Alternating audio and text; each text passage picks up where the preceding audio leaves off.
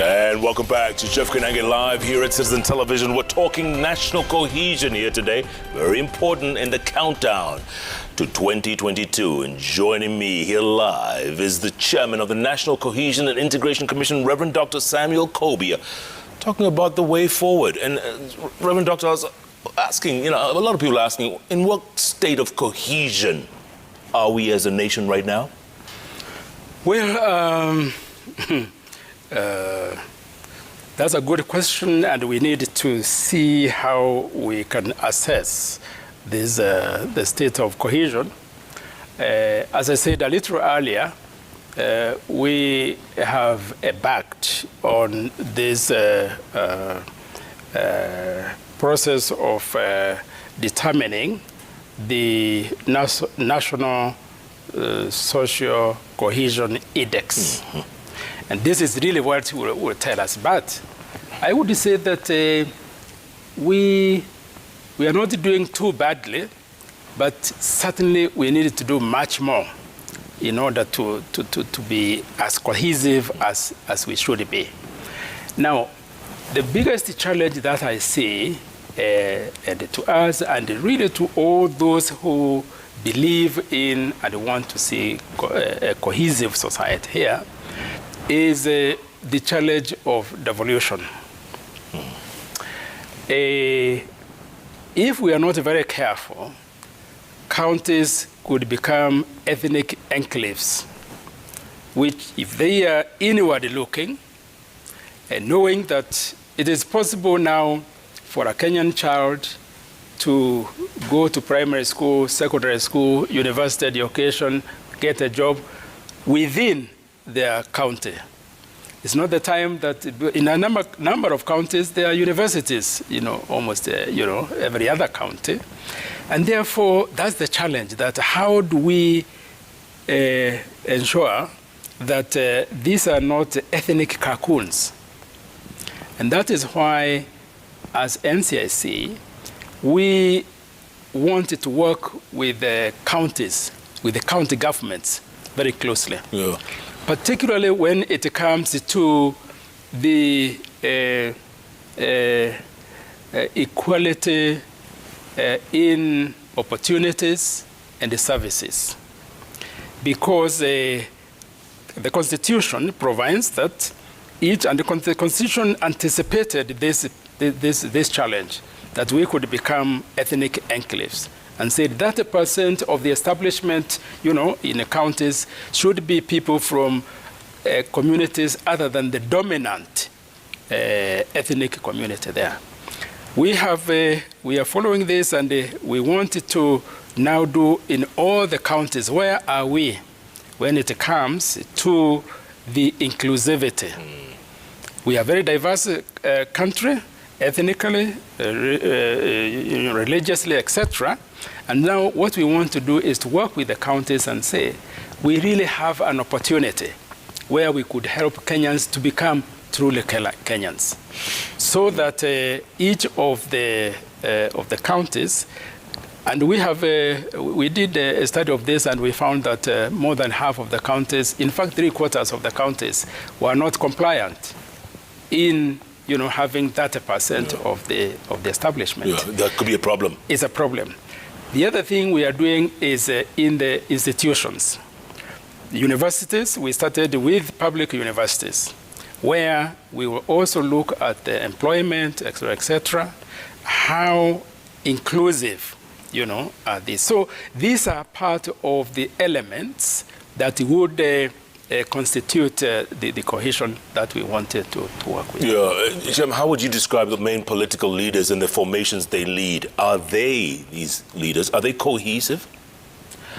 I would be very frank here and say they are not cohesive to the level that we would like to see them to be. And that is why, and I wanted to mention this, Jeff, here, that part of the roadmap to elections, Bila Norma, is to have national symposia. And we have planned for 7 symposiums, if you will. We'll bring political leaders. This is going to be one of the major national symposiums where we really want to engage the political. This now we are talking of leaders of political parties. So we begin to work with them, including really asking hard questions. Are you happy with, you know, the level of, say, acceptability of your opponents? You look at them as opponents, not enemies, and especially when they are of different ethnic communities. And we want eventually to come up with a charter with political parties. And that is why we are, the other agency that I wanted to mention is we are working very closely with the registrar of political parties. You know, so this is part of them. We are also going to have a national symposium with the border leaders. Mm-hmm. You know, there is a national association of borders. Yeah. Borders have become one of the most, I would say, powerful, if you will, institutions, not only economically, but socially and politically. And we wanted to agree with them, how do you behave towards you know, the elections of 2022? Are you going to accept it to be ferrying goons and all that, or, you know, or are you going to participate in a process that will help Kenya to really be happy that we are moving in this direction of peaceful elections, bila norma, together? So that's another one. So and you think they'll comply? You think they will? We wanted to engage them and then agree. And again, each of these, we wanted to really sign a charter or a covenant, if I can use you know, the word covenant. And then we'll use that as the basis on which we will then ask them to account. What about at the top level, Chairman? From the president to his deputy, former prime minister, the leaders that we all know. Because Kenya is all about politics. Politics is like a religion to us. It is. Do you plan to engage them as well? Absolutely. And one of the very first symposia that we are going to have is for leaders of that level. The heads of the leaders of political parties. And we wanted to have a criteria. Any registered, because Kenya has, you know, very many political parties, but any political party that has several MCAs, members of parliament, etc. These are what we wanted to bring. And in fact, this has already been planned, and we want to engage them at that level, the highest level, and so that we can work with them even in terms of the candidate we want, if you will. They should be the ones that will help us in weeding out, you know, the unwanted candidates, if you will. Yeah. So we are going to engage them at that high level. And if someone says, listen, Chairman, you're being a little optimistic here, you're just being too optimistic, what do you tell them? Yes, I'm being very optimistic, maybe even having faith, you know, in what is going to happen. But as the Bible says, faith without works is dead. So optimism alone, faith alone will not take us where we want it to go. What are the works? Yeah. And that is where we want really to think very seriously along the lines we have said. So we know optimism alone can be naive, you know, but we want to see good works that will help us to get to where we want to go with the elections bila norma. Absolutely. Chairman, look, in 2007, 2013, 2017, the police were accused of perpetuating violence. Are you going to have the security services on your radar as well? Absolutely. We are going to have that, and we actually have started. At the by-election in London, there were security officials who, I would say, misbehaved, if I put it that way. We have summoned them, and we are going to make sure that they will answer, you know, because everyone has to account for their actions. They might have the excuses, but we have to put them, we have to make them explain themselves why they did what they did. They mistreated some people, including, some politicians. And if you summon them and they don't come, Chairman? Oh, no, they can't refuse to come because the NCIC is the summons that we give are like summons given by a judge of High Court. So if they refuse, then they are in contempt. And if they're in contempt, they can go to prison. So they always come. Oh, yeah, they have to come. And we are dealing with the 2 cases of some politicians who we summoned, they didn't come, and we are now going to charge them with contempt. So it's actually quite, we have that power. Yeah. So we want them to know that you can't just refuse to come. And therefore, so we'll deal with the security officers as well. And the good thing is that none other than the CS, Dr. Fred Matiang himself, has said, and in one of those, as you remember, I said he has created a higher platform of agencies who will be working with it once the 2022 elections. And one of the things that came up is we must talk with the security officials and tell them that they cannot really be allowed to get away with the kind of behavior that I have mentioned. And they're responding, the response is? I mean, the IG himself said clearly, we are going to enforce this. And once they know that, because we are talking of course, a very disciplined, once they know that I can't get away with it, they will, in fact, those are the easiest to deal with, I must say. Because all that it's needed to do is an order. That this is it. This is how you are going to behave in the political parties, etc. If you digress from this, you have to answer. I think those are the easiest to deal with. Yeah. Politicians are the most difficult to deal with, I must say. Absolutely. Yeah. Also, how do you deal with land issues and historical injustices? This dates back decades. How do you plan to deal with that? Yes. You see, we know that as NCIC, we can only go so far if we are doing it alone. But, and this is in the plan we launched today, we said that we have to build on the synergies that we have and the networking.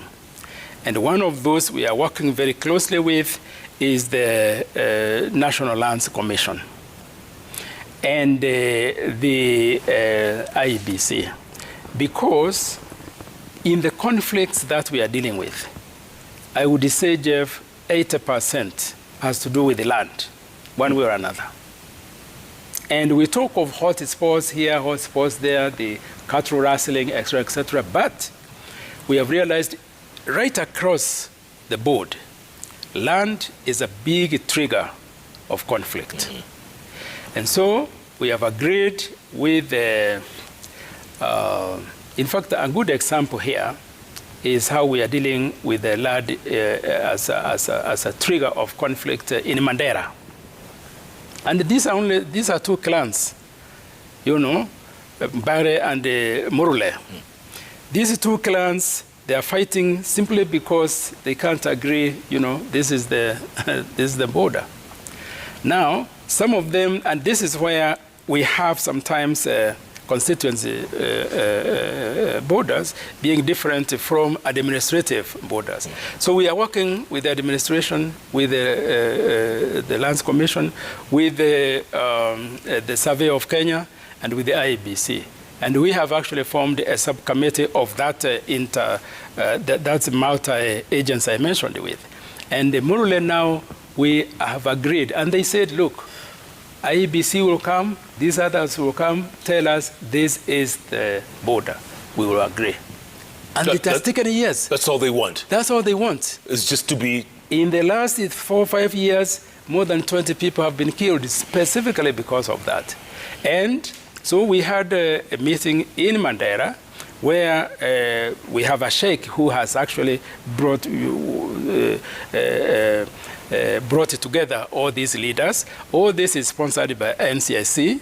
And so what they said is, look, for us, we have no problem as long as we are told by you. And so we have agreed with the four that I've mentioned. We have formed a technical committee, and they are working on that. So this is also a model that we have. Even situations like, in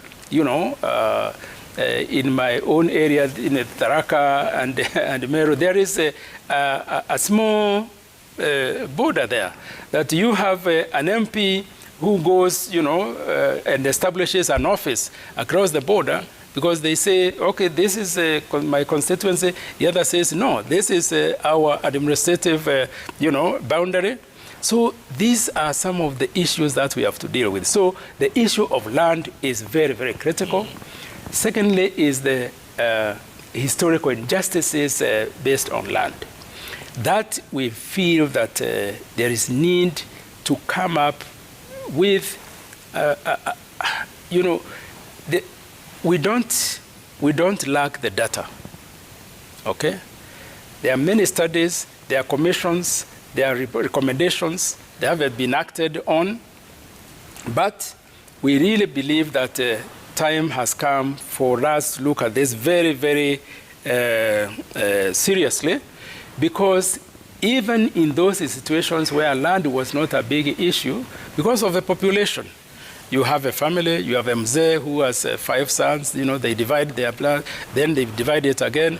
Before you know it, people are killing each other because of this. So at the social level, at the political level, at the economic level, land is the biggest trigger. And that is why it takes a concerted effort of all of us to work together with all the agencies. Yeah, land, Chairman, and also trust. There's a lot of mistrust amongst Kenyans now, and a lot of suspicion, if you will. How do you build back the trust? Actually, you have put your finger on the most difficult issue here. Lack of trust of institutions, of the state, of, institutions, including even religious institutions, And this is not only Kenyan, by the way. This is actually we, as a humanity, we have reached a time in history when people have less trust in institutions. But now, talking of Kenya, I would say that, and we have, in fact, that is one of the main areas that we have identified, the lack of trust. And so we are going to deal with this. There are many ways in which we can deal with it. We'll work with other stakeholders in this. We need to begin to have this as part of the education system. Talking of which, the other thing we have done, and perhaps I needed to mention this in answer to this question, Jeff, is that we have managed to have cohesion and integration included in the curriculum of our schools. So this is very important because this trust has to be built on. It's a process. As I said today, trust is not, you cannot eject it like, have you been ejected yourself? Twice. Twice, eh? Yes. No, twice, now you are immune. So I wish we could do that with the trust. Or with the peace. Or, we know these are difficult because the human beings are very, very complex. But we cannot eject peace into people. It is a process. It's part of the education. It's part of socialization, because there was a time in the past when really trust institution, once you have an institution, you trust it fully. Yeah. But the leadership has let the people down. I think we have, the trust has gone down more because of those who have been trusted first, but then they proved to be people who cannot be trusted. And once that happens, to recover that, it will take time. Chairman, you mentioned religious leaders. you were part of a powerful group of religious leaders in the 80s and 90s who spoke out against KANU's excesses. Yes. What happened? What happened since then? I'm sure you must look at today's religious leaders and say... I do. Yeah, I mean, and that question I've been asked that question many times, you know.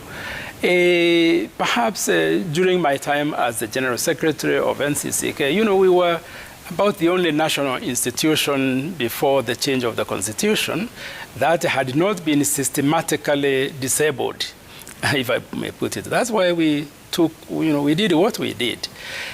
But now, after that, you know, there was a change of constitution, political parties. The democratic space was expanded. Civil society organizations came on board, and they began to do, you know, the arena that was occupied by religious organizations, especially institutions like NCIC and all that. Today, that arena is very crowded. You know, each one doing this, the other. So that voice that we had that time has been claimed by others. And I think this is where the issue, Yeah. this is where the issue lies. That's a good point. And because of that, therefore, you know, I think they have to, you know, relate differently to the state. You know, some of the excesses that were there under one-party rule are no longer there. And so, you know, we are very critical of the church leadership today, but I think we should be more understanding. But this is not to excuse them, by the way. No. There are still some issues where now they are needed even more, like this of trust. You know, it's a question of the agenda, setting the national agenda of these, you know, religious organizations or religious leaders, and even the civil society. Even today, you will see even the civil society, you know, voice has gone down. Yeah. But we shouldn't say that there are no challenges to which they have to respond. There are. It's a question of discernment, and this is where I would say that's where the biggest challenge to church leaders of today lies. Chairman, look, at the end of the day, do we have the political will, as Kenyans, do we have the political will to attain national cohesion?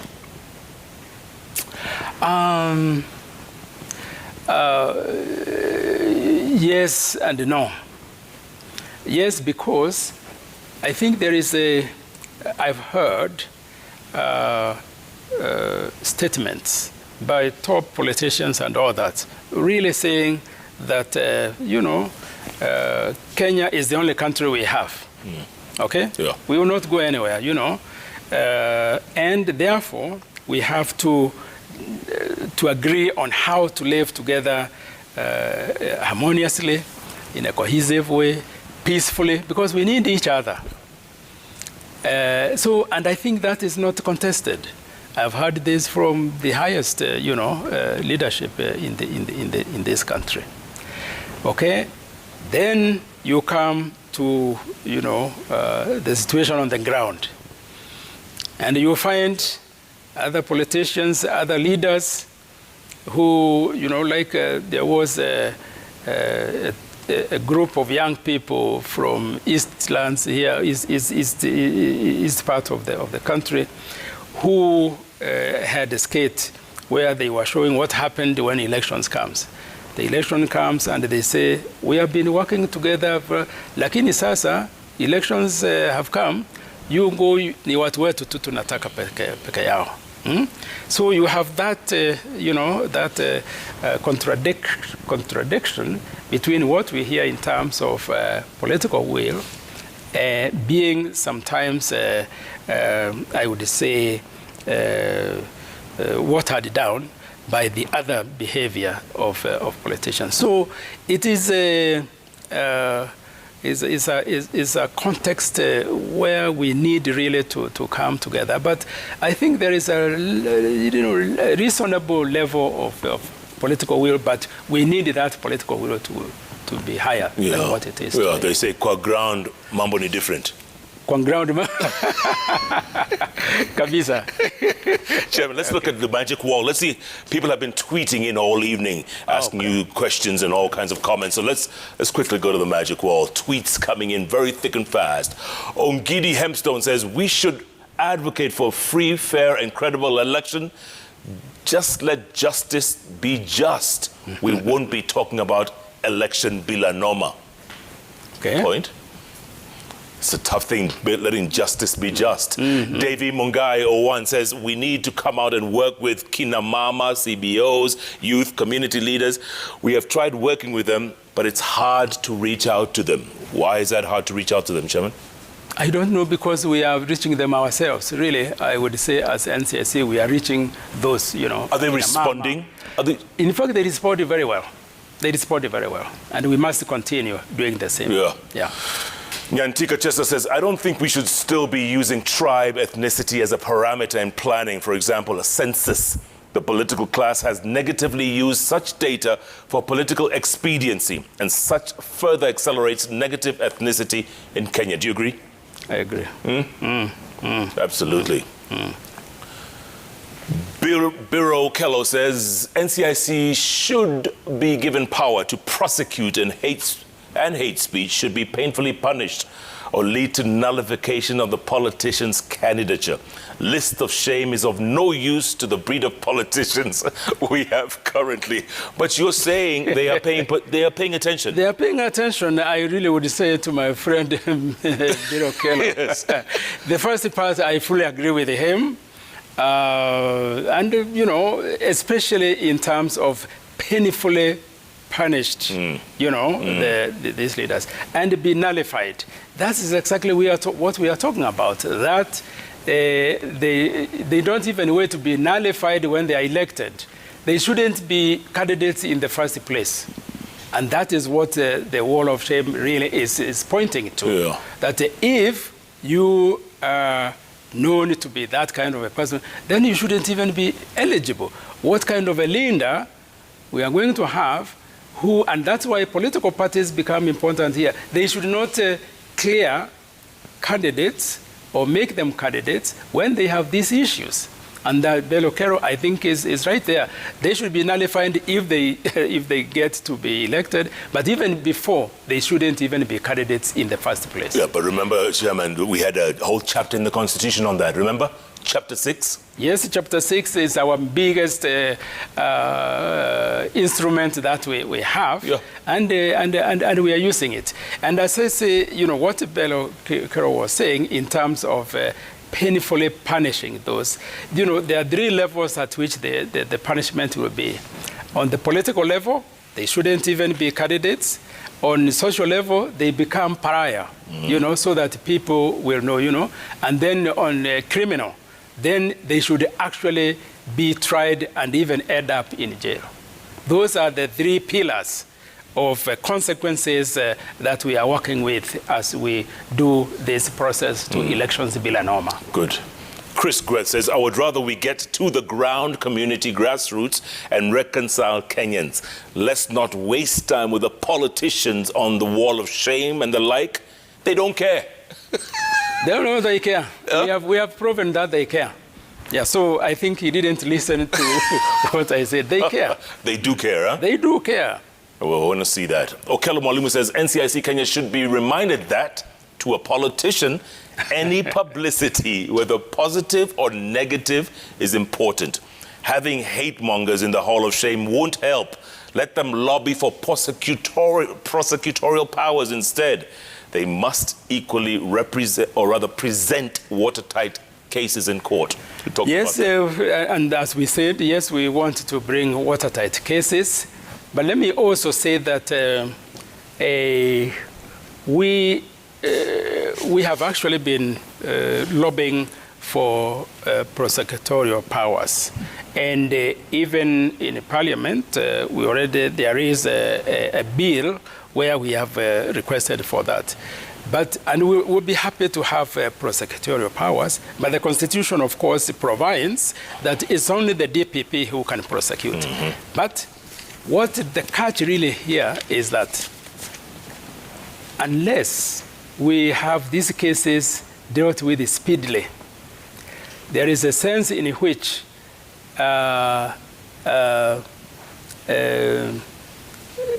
those who have gone through, we have investigated, we have gone to the DPP.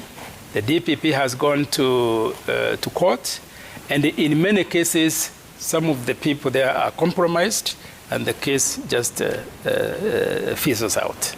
So prosecutorial powers alone is not enough, because there's a way of, that's why, and it's interesting to see that 75% of what came there is politicians are the problem. Yeah. And the way to deal with them is not, a wall of shame. I think it's a combination of all this. That's what we need. With that, I think we'll make it. Yeah. With a year and change to the next general election, Chairman, finally, a year and change, can you reassure Kenyans out there? They're watching you in their millions. And everyone, everyone's worried. Everyone gets to that point where they say, oh, goodness, it's that time of year again. Can you reassure them next year's election will be peaceful? I know. And they have every reason to be concerned. This is cyclical, every 5 years. And in fact, 2 years to the elections. The anxiety level of Kenyans really goes up because of the fear of what will it be like, And this is not good it's not good for the health of the country as a country. And this is what we really wanted to deal with.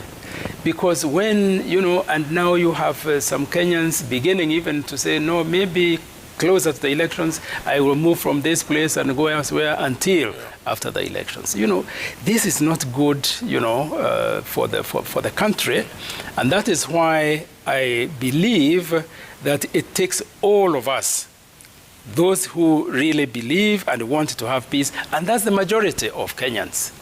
In fact, a small minority is the one that cause all the problems we are talking about. And that is why today I said that our strategic plan, our biggest ally here is Wanjiku. And I think we must use this time now to show, Wanjiku has not fully discerned the power that the people have. I come back to that analogy of football, where Wanjiku can be the referee and the spectator, because most of the times it's just a spectator. What we are saying as NCIC, we would like to give Wanjiku the capacity to be the referee, to be the one who will show the red card to the players. Yes, that's the capacity we want to give them through these elections, the roadmap, as well as this strategic plan, which I want to give you as a gift. Wonderful. Thanks, Chairman. Elections bill and norma. Yeah. Thank you so much, Chair. So what we are saying is, of course, it's a very, very challenging job here. Okay, we say, yes, Wanjiku, but people say, now you see the abject poverty of our people. So when they accept, something literal so that they can vote for you and all that, don't blame them. But I think they'll be better off if we have a country that is not run by political thugs and the people who take advantage of the situation. And one of the really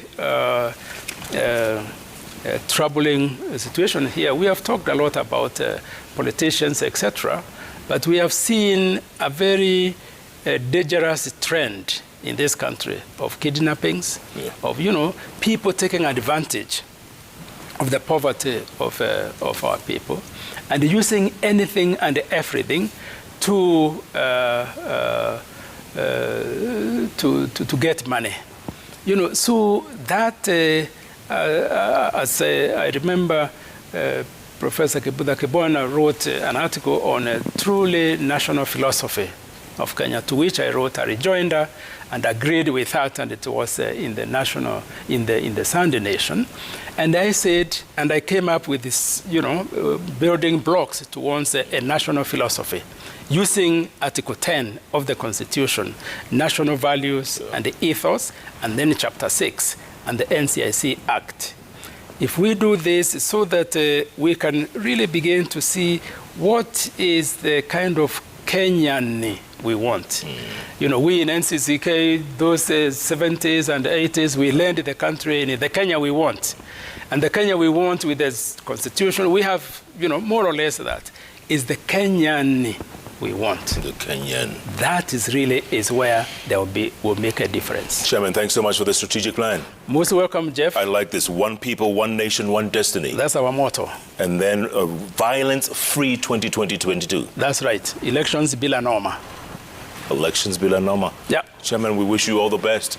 Thank you very much. We hope this country can really set a precedent. And thank you very much. And really hope that the media, because the media is powerful, we want the media to work with us and help this country to go where we want. Absolutely. Thank you very much. Thank you, Chairman. Stand by one moment.